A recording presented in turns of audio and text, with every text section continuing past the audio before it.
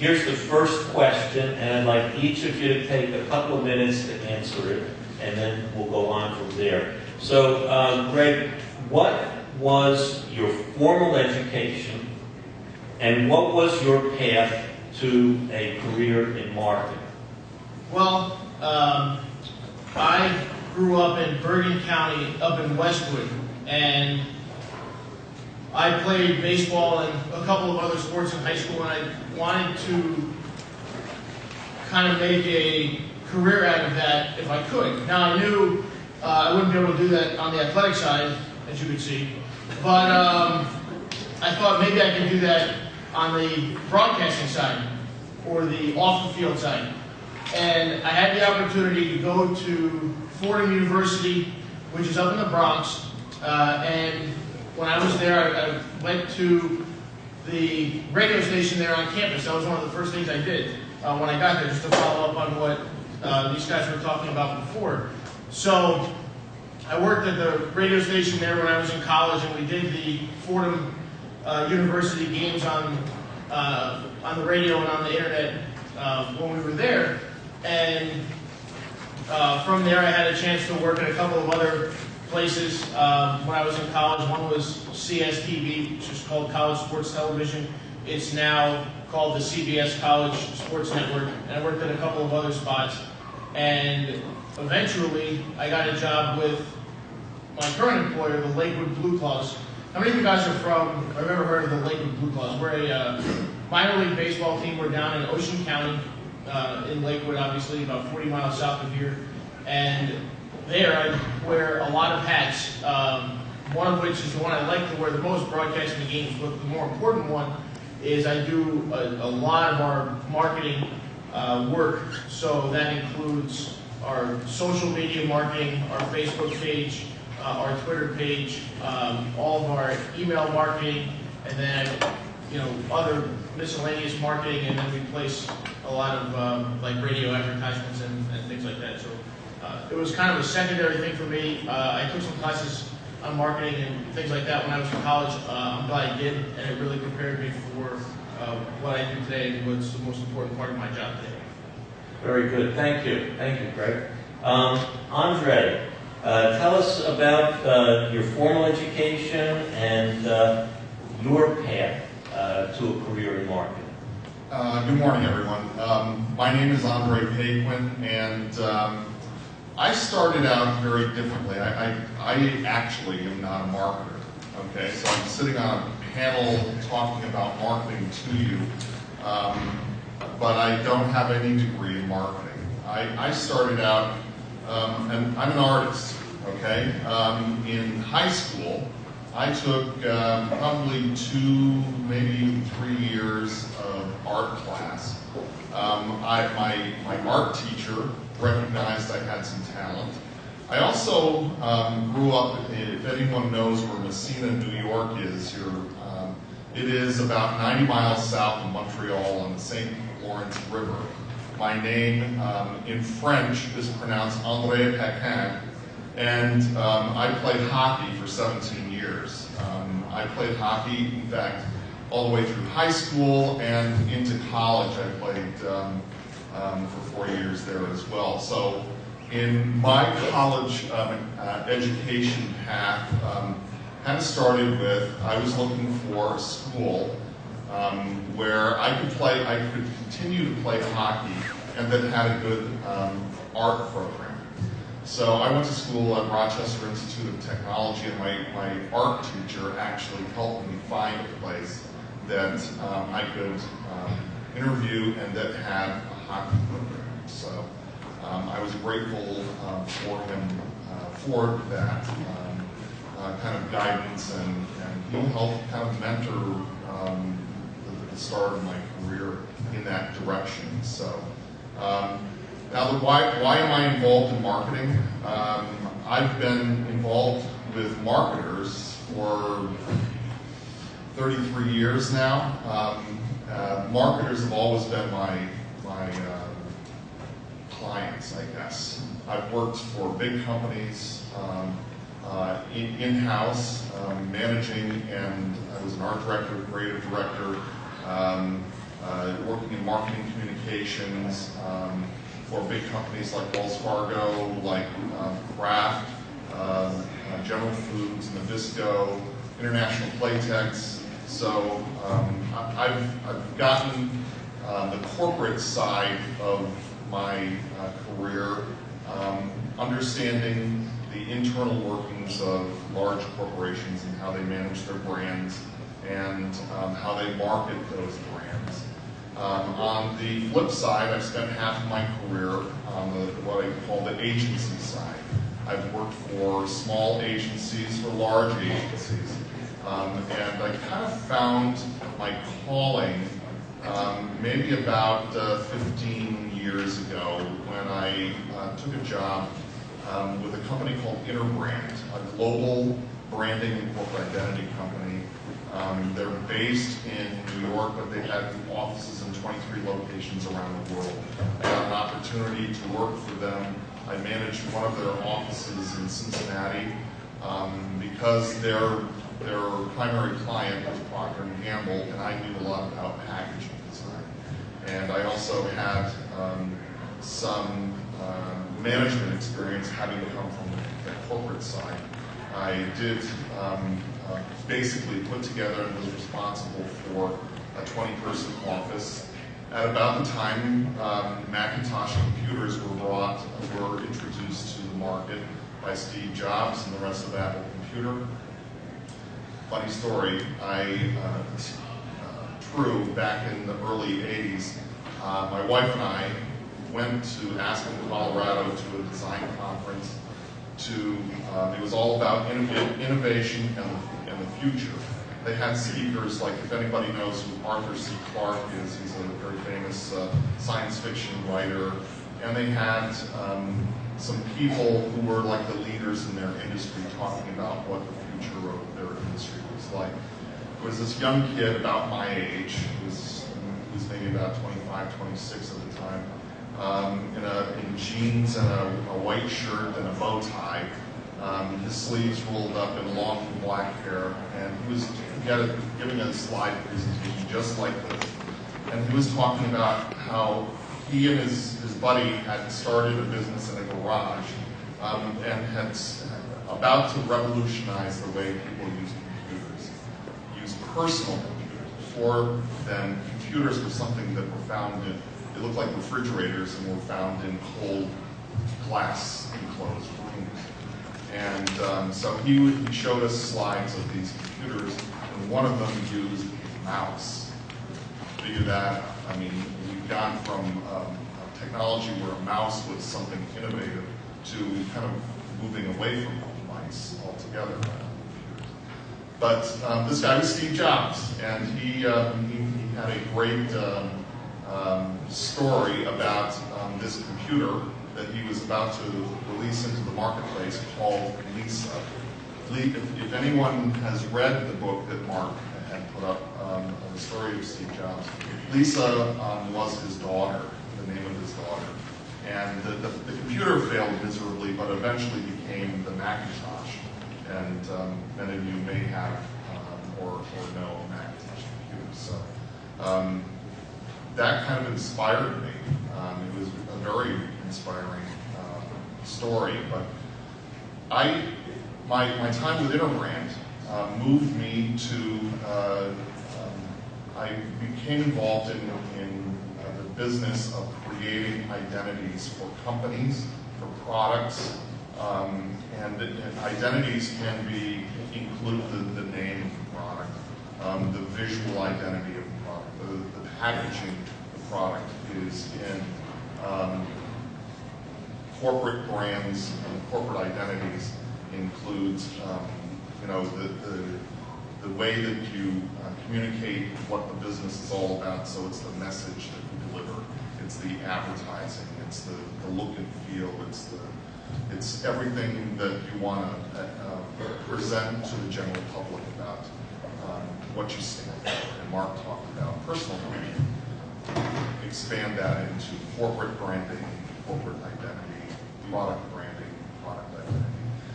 10 years ago, I went through a job transition, and that's a nice way of saying somebody fired me. I worked for Wells Fargo at the time. I was the Director of Branding and Creative Services. I managed a team of in-house designers and writers, and we were responsible for our clients were marketers. And we produced all of the collateral material, all of the communications for a division of Wells Fargo Bank. And 10 years ago, I was brought in, or 14 years ago, I was brought in because they had gone through an acquisition, and I had been working for Interbrand at the time. They needed someone with a branding background. So I was responsible for helping them expand this new brand across a larger organization. And they eliminated my job after 4 years and gave me a nice little going away present. And at that time, I took everything that I had learned from my previous employers, which I put into a toolbox, what I call my toolbox, and I put that to use for myself. And I said, I do want to go into business for myself. So the past 10 years, I've been working as Andre Paquin Associates, and I work with experts in the field of branding and corporation. And I guess it's a path. I had 13 jobs in 14 years. So everything that you experience starting today through your career is something that you can put to good use for yourself and use it to your advantage. Good. Thank you, Andre. Next, Dr. Colleen Georges, would you answer the same question for us? What was your formal education and your pathway to career marketing? Well, interestingly, when I think back to high school, there was two things that I loved in high school. I was taking a psychology class, and it was my junior year, and I sort of fell in love with psychology at that point. And I was also taking a creative writing course, and I took a couple. I always loved English. And so my two passions were writing and psychology. How many of you love to write? Anybody in the room? Writers in the room? A few hands. I didn't know what I wanted to do with writing. I think that was why I chose when I went to college to major in psychology rather than to major in English. I didn't know exactly how one became a writer and then what that path looked like. But the path towards becoming a psychologist or a counselor made more sense to me. So, ironically, also like Greg and Andre, my sort of role in marketing today didn't ever really start out with a passion or interest in marketing. It sort of evolved into something that I do now. So in college, I studied psychology. I ultimately went on to get my master's and my doctorate in counseling psychology. While I was in graduate school, I had an internship with the Career Services Office at Rutgers. And my internship advisor had her sort of vision for me, and that role was that I would be working with the first-year students and helping them choose their major, figure out what they wanted to do with their lives. But the thing that I really fell in love with were two things that interestingly involved writing. I loved helping students write their resumes. I'd never done that before. And this was my first start of it in 1997. And I loved helping students write their graduate school personal statements. So I found this way to merge my interest in writing and psychology to help students. And after I finished my doctorate, I ended up working in higher education for probably well over 10 years. But I always found in every role that I was in within higher education, I found a way to weave in writing resumes and graduate school personal statements for students. So if I was working in an office that didn't have that as part of their services, I would launch it. I would talk to my boss or see if the students were interested, and I would find a way to launch that as a service. So one thing I'll definitely say to all of you is that if there's something that you love to do, don't feel bound by whatever the confines of the job description are. Find a way to incorporate it into your role. And so that stayed with me. I was on the side for over a decade, writing resumes for friends, and then it became friends of friends and friends of friends of friends, until one day I did a lot of volunteer work as well. I was sitting in a volunteer training in New Brunswick. Across the table, I got paired up with somebody in my group to work on a scenario. And when the person heard my name, he said, "You wrote my resume." So this got to the point where I was writing resumes for people that were so far removed from me. I had no idea who this person was. He said his name. I said, "Oh yeah, I did. That's right. I wrote your resume." And so that was when it dawned on me, why don't I start a business? And I found out that there was this whole world, a whole career world of people that wrote resumes. Who knew? There was certification for this. I thought it was the craziest thing. It was this thing that I did as a hobby. Some people do sports as a hobby, or they crochet for a hobby. I was writing resumes for a hobby. And so I launched a business. And that became something that I loved so much that I decided to leave my full-time career in higher education and do the business full-time. So the interesting piece of it is that I don't think that I ever really understood initially that what I was doing was marketing. But ultimately what Mark DiBenedetto was saying about personal branding is essentially what I do for a living, is I help people to figure out, what do you stand for? What are you passionate about? What are your values? What are your skills? What do you have to offer? And help to package that on a piece of paper. And also as Mark was talking about, to do that on LinkedIn, to understand how to use Twitter, how do you use social media, and how do you brand yourself both on paper and online. So my role in marketing is really to market people, so to package people. But the other side of it really is that, as I'm sure Andre knows, and anybody that has their own business, when you have your own business, you have to market yourself too. So you have to figure out who is it that you're trying to reach. What is your mission? What is your message?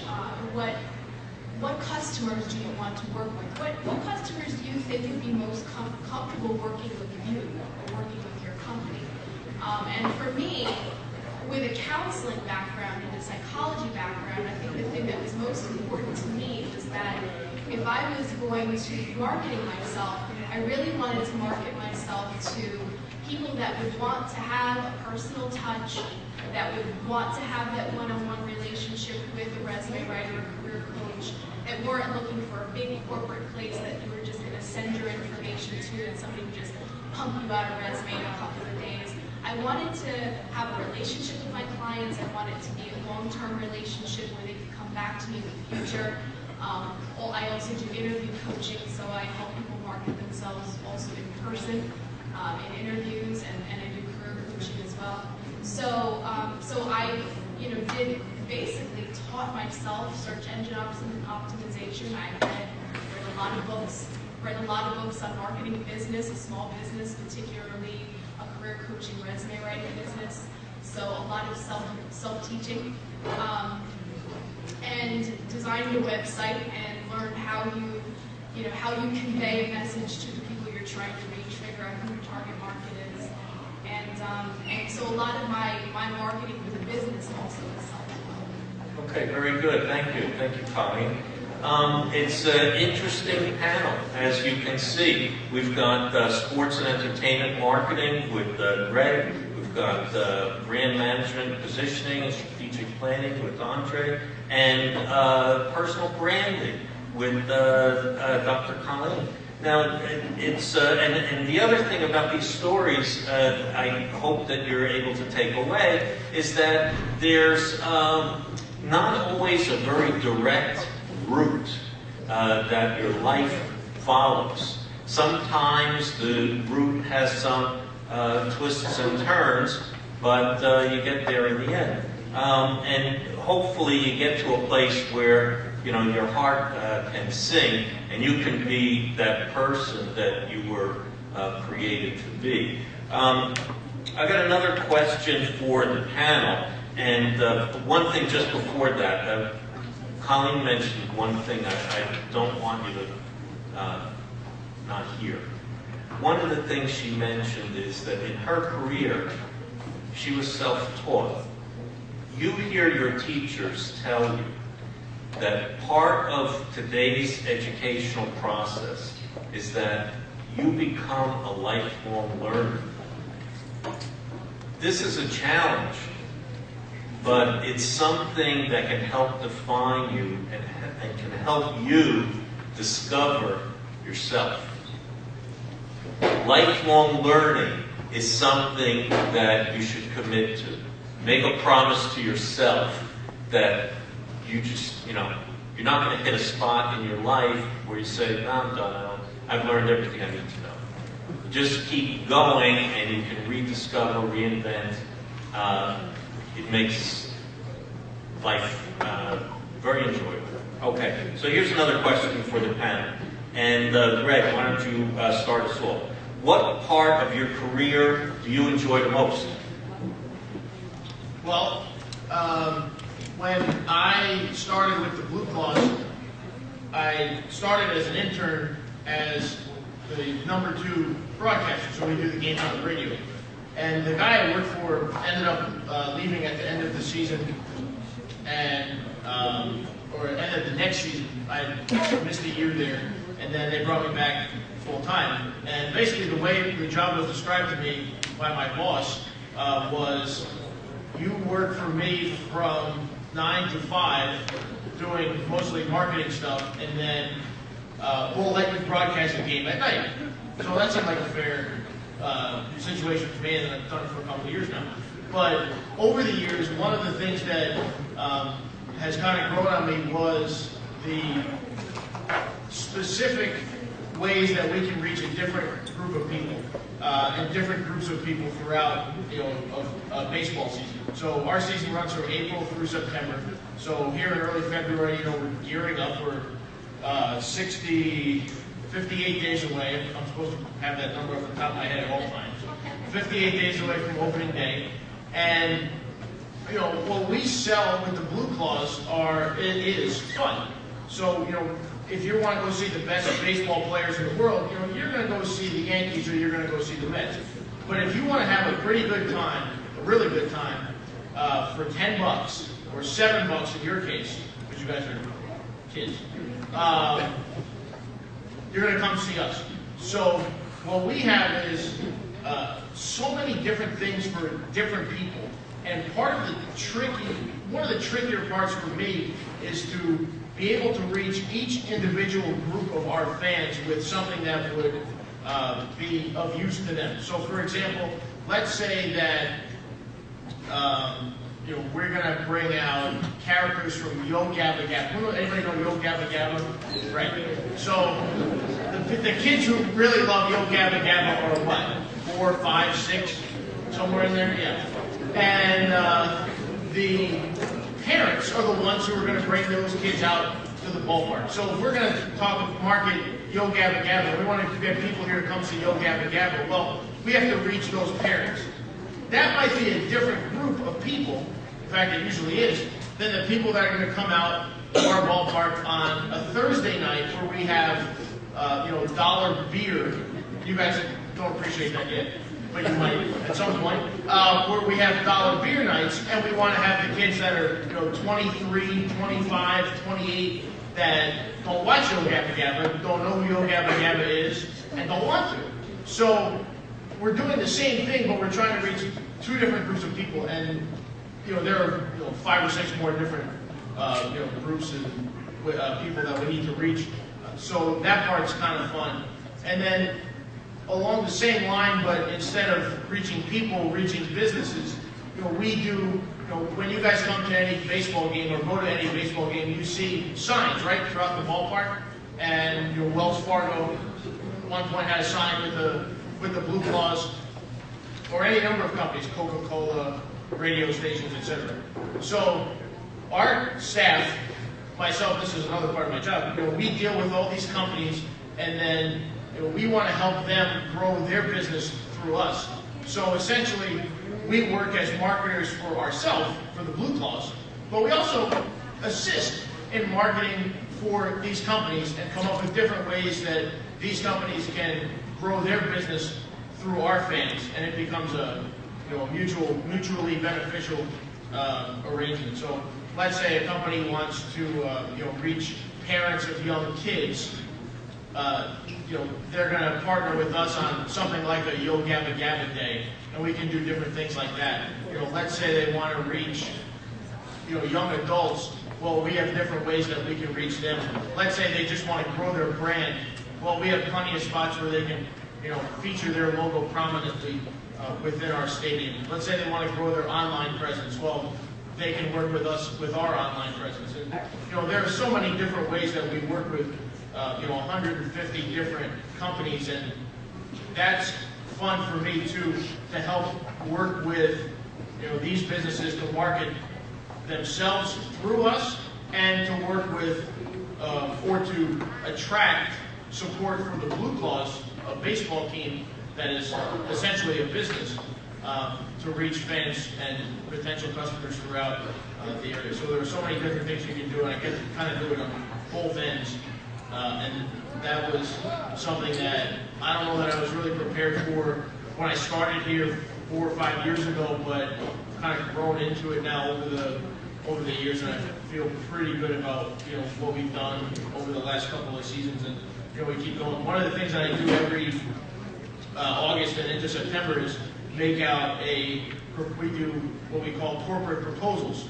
So let's say I'm just going to make up Joe's hardware store as an example wants to market with or work with the Blue Claws. So we'll come up with a proposal for Joe's hardware store with a couple of different things, and I'll make cool graphics and put their logo on the scoreboard or on the outfield fence.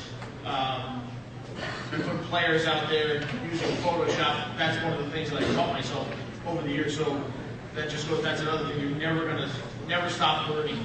And that was something I taught myself. But anyway, so we'll do that, and we'll make a fancy proposal with all these numbers. Hey, we've been in existence for 12 years, but all 12 years we've led our league in attendance. Or last year we got our 5 millionth fan. We want to feature all these different things. So we want a beach theme, so we'll put Blue Claws logos on surfboards and beach balls. And there are so many different ways that we go about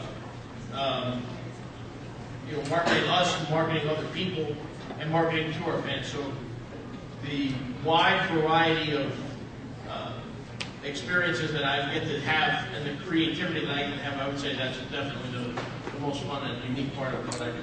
Okay, great. Thanks, Greg.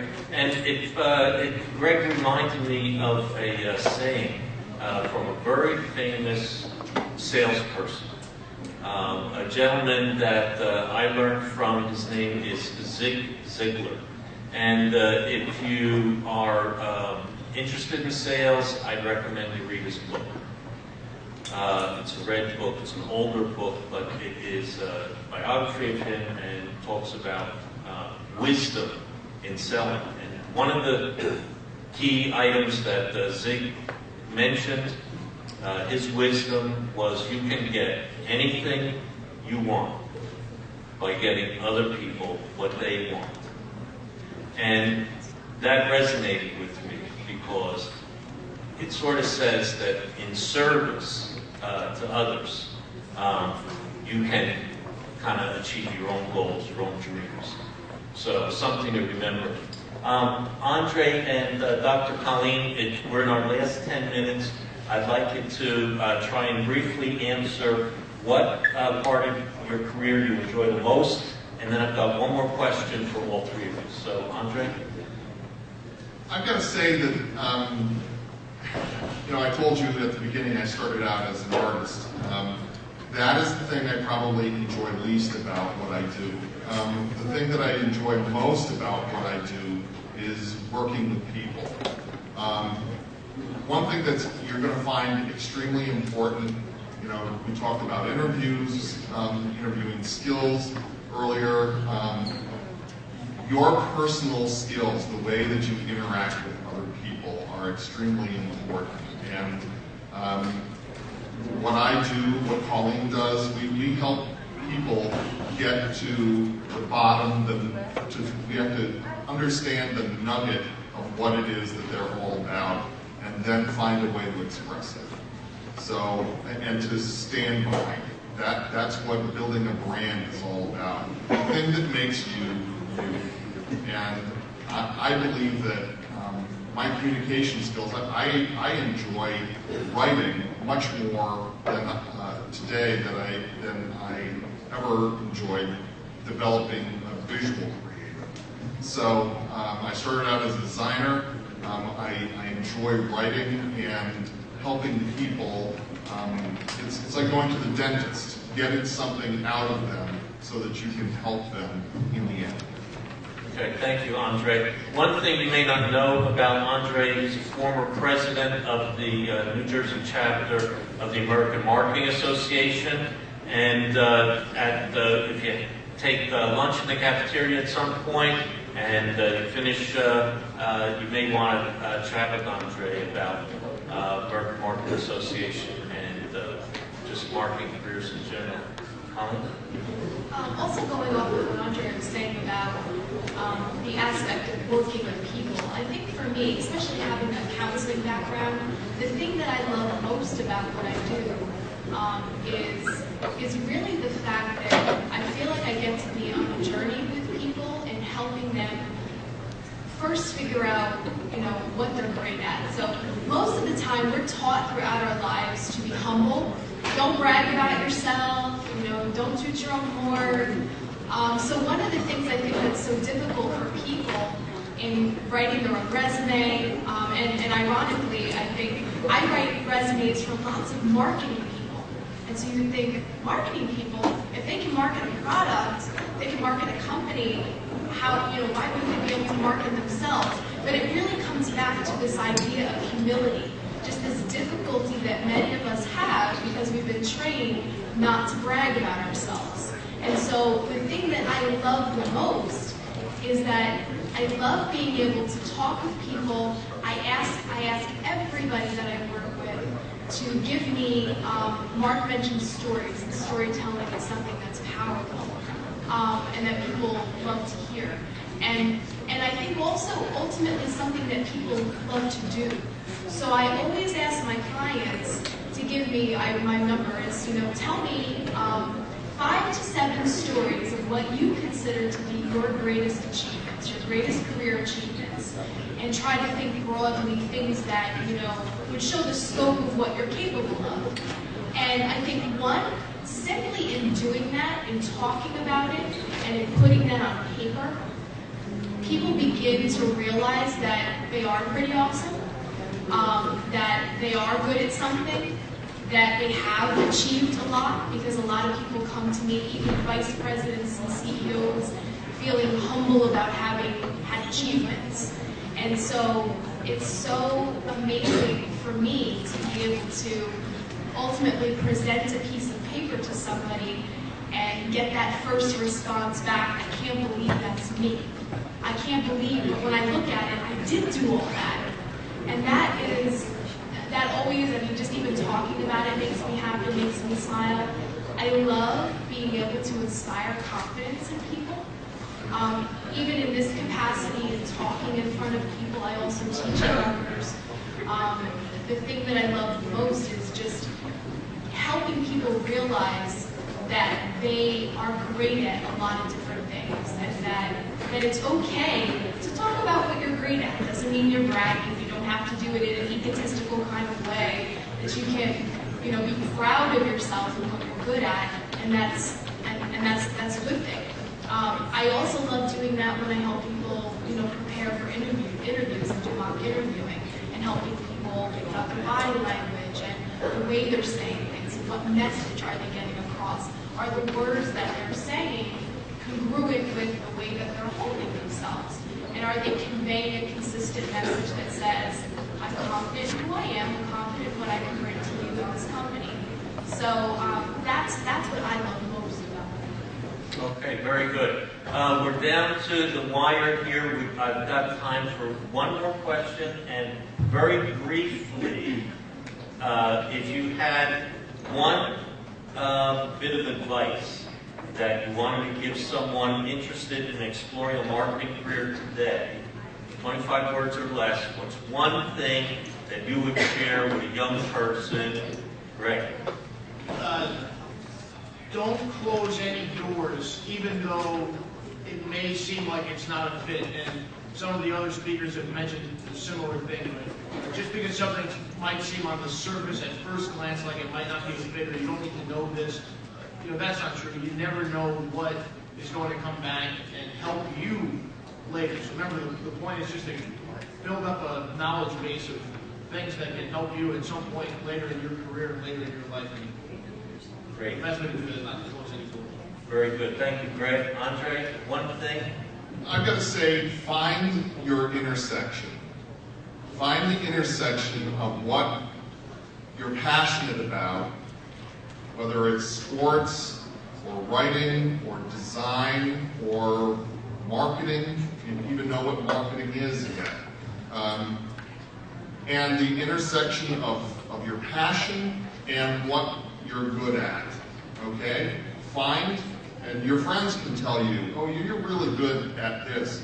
Sometimes it's easier for other people to see the things that you're good at than it is for you to look at yourself in the mirror and say, oh, this is what I'm good at.